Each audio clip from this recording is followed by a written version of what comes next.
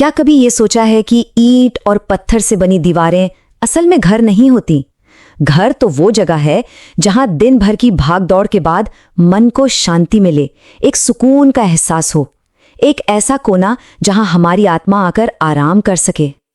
लेकिन जरा आज के समय में देखिए, कई घरों की सच्चाई इससे बिल्कुल अलग है। हमारे घर कुरुक्षेत्र का मैदान बन गए हैं, जहां हर दिन एक नया झगड़ा होता है, हर पल एक नया तनाव। तो सवाल यही उठता है कि क्या घर वाकई स्वर्ग है या एक ऐसी रणभूमि बन चुका है जहां हम अपनों से ही लड़ रहे हैं? तो इस रणभूमि को वापस शांति के मंदिर में बदलने की जो यात्रा है ना, वो एक पहले और सबसे मुश्किल कदम से शुरू होती है। बुद्ध के अनुसार एक शांत घर बनाने से पहले उसकी नींव को साफ करना पड़ता है, और इसका सीधा सा मतलब है अतीत से पुरानी शिकायतों की उस मैल से पूरी तरह से छुटकारा पाना। बुद्ध की एक बहुत ही खूबसूरत बात है। वो कहते हैं कि अगर कोई बर्तन पहले से ही भरा हुआ है तो आप उसमें अमृत नहीं डाल सकते।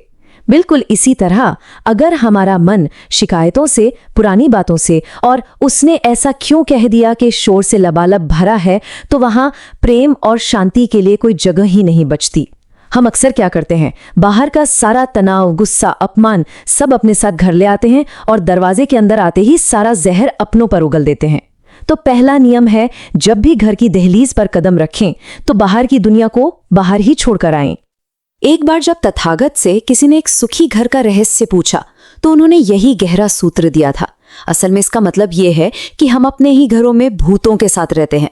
नहीं, वो डरावने भूत नहीं, बल्कि अतीत के भूत। 10 साल पहले तुमने ऐसा किया था, उस दिन तुमने मेरा अपमान किया था। हमें इन मरे हुए पलों के साथ जीना बंद करना होगा। अब जरा इस स्लाइड को देखिए। यह हमारे सामने एक सीधा सा चुनाव रखती है।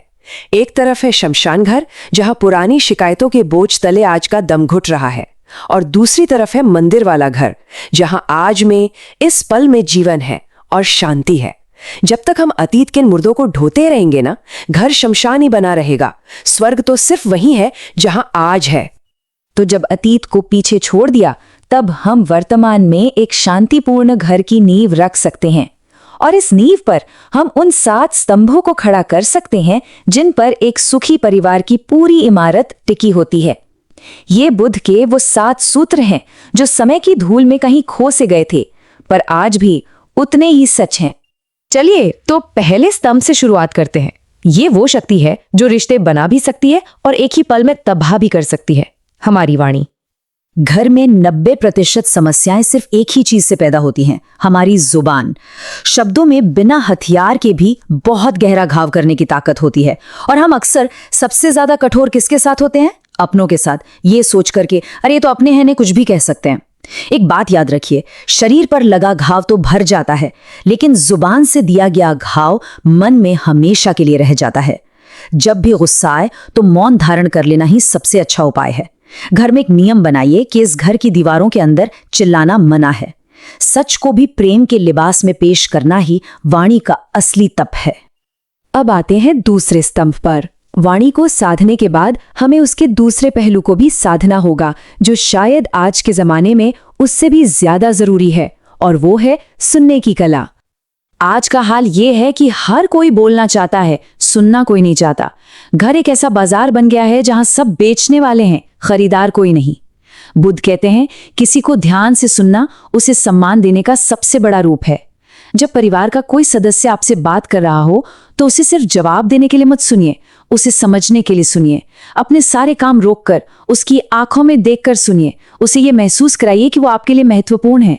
एक अच्छा सुनने वाला घर के आधे तनाव को तो सिर्फ सुनकर ही खत्म कर देता है। बोलना और सुनना। इसके बाद तीसरा स्तंभ हमारी सहनशीलता की परीक्षा लेता है। यह हमें सिखाता है कि जब कोई चिंगारी फेंके तो बारूद नहीं, पानी कैसे बना जाए।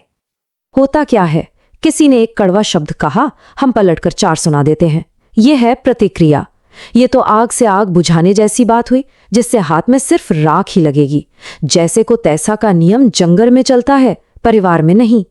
बुद्ध हमें प्रत्युत्तर देना सिखाते हैं। सोचिए, किसी से गलती से दूध गिर गया, प्रतिक्रिया है तुमसे कोई काम ढंग से नहीं होता, जबकि प्रत्युत्तर है कोई बात नहीं, चलो मिलकर साफ कर लेते हैं। एक गुस्सा बढ़ाता है, दूसरा प्यार। ये स्लाइड इस फर्क को कितने अच्छे से दिखा रही है। प्रतिक्रिया आग है जो सब कुछ जला देती है, जबकि प्रत्युत्तर पानी है जो गुस्से की आग को शांत कर देता है। जब सामने वाला गुस्से में हो तो उसे जीतने दीजिए, क्योंकि जो अपने गुस्से से हार गया वो तो वैसे भी हारा हुआ है। आपकी शांति बिना कुछ कहे ही उसे बदल देगी। चलिए अब चौथे स्तंभ की ओर बढ़ते हैं। ये हमारे रिश्तों की उस अदृश्य बुनियाद को छूता है जहां से ज्यादातर दुख जन्म लेते हैं। बुद्ध के अनुसार दुख का सबसे बड़ा कारण है अपेक्षा। हम अक्सर प्रेम नहीं करते, हम व्यापार करते हैं। मैंने तुम्हारे लिए इतना किया तो तुम्हें भी मेरे लिए इतना करना चाहिए। यही सोच रिश्तों को बोझ बना देती है। अगर घर को स्वर्ग बनाना है तो निस्वार्थ भाव से काम करना होगा। अपना हर काम एक कर्तव्य समझकर करिए और बदले में कुछ पाने की उम्मीद को बिल्कुल खत्म कर दीजिए। तब जो भी मिलेगा वो बोझ नहीं बल्कि एक कीमती तोहफा लगेगा। अपेक्षाओं का बोझ उतारने के बाद पांचवा स्तंभ हमें एक और बोझ से मुक्त करता है, वो बोझ जो हम सालों तक अपने मन में ढोते रहते हैं। देखिए, एक घर में जब अलग अलग सोच के लोग रहते हैं तो मनमुटाव होना तो स्वाभाविक है, लेकिन उस मनमुटाव की कड़वाहट को मन में बसाए रखना जहर पालने जैसा है। क्षमा करने का मतलब ये नहीं कि जो गलत हुआ उसे सही मान लिया गया। इसका मतलब है उस घटना के जहर को अपने अंदर से निकाल फेंकना, ताकि वो हमें और ना जलाए। याद रखिए, क्षमा कमजोरों का नहीं, वीरों का हथियार है। ये खुद को आजाद करने का सबसे ताकतवर तरीका है। आगे बढ़ते हैं छठे स्तंभ की ओर। ये एक ऐसे जहर की बात करता है जो आज के सोशल मीडिया के जमाने में चुपके से हमारे घरों में घुस गया है। हम अक्सर अपने घर के सुख को दूसरों की दिखावे से तौलते हैं। पड़ोसी की नई गाड़ी, रिश्तेदार की विदेश यात्रा, ये तुलना जलन को जन्म देती है, और जहां जलन है वहां शांति कभी नहीं रह सकती। दूसरों के बंगले को देखकर अपनी झोपड़ी में आग मत लगाइए। हर परिवार की अपनी एक कहानी है, अपनी खुशियां हैं। संतोष ही वो सबसे बड़ा धन है जिसे कोई चुरा नहीं सकता। और अब हम पहुंचते हैं अंतिम यानी सातवें स्तंभ पर। ये वो सूत्र है जो बाकी सभी सूत्रों को एक साथ बांधता है और हमें परिवार होने का असली मतलब समझाता है। घर तब घर बनता है जब वहां मैं नहीं, हम होता है। घर के कामों में एक दूसरे का हाथ बटाना, बिना कहे एक दूसरे की जरूरतों का ख्याल रखना, ये प्यार जताने का सबसे सुंदर और खामोश तरीका है। सेवा प्रेम का ही दूसरा नाम है। ये छोटे छोटे काम हजारों शब्दों से ज्यादा असर करते हैं और परिवार को एक मजबूत धागे में पिरो देते हैं। तो ये थे वो 7 स्तंभ, लेकिन इन्हें सिर्फ जान लेना ही काफी नहीं है। ज्ञान को अगर अमल में न लाया जाए तो वो एक बोझ बन जाता है। इन्हें जीवन में उतारने के लिए एक संकल्प की, एक इरादे की जरूरत है। इन 7 सूत्रों को एक बार फिर से देखिए। वाणी में संयम, धैर्य से सुनना, शांत प्रत्युत्तर, शून्य अपेक्षा, क्षमा का बल, संतोष का धन और सेवा का भाव। घर को स्वर्ग बनाने के लिए किसी चमत्कार की नहीं, बल्कि इन छोटी छोटी आदतों में रोज थोड़ा सा बदलाव लाने की जरूरत है। तो अंतिम और सबसे महत्वपूर्ण सवाल ये है कि क्या ये सूत्र सिर्फ मन को छूकर निकल गए हैं या ये हमारे व्यवहार में भी उतरेंगे? क्या आज से, इसी पल से अपने घर को बदलने का एक पक्का इरादा किया जा सकता है? जीवन बहुत छोटा है, इसे कलह में बर्बाद न करें, इसे एक उत्सव बनाएं।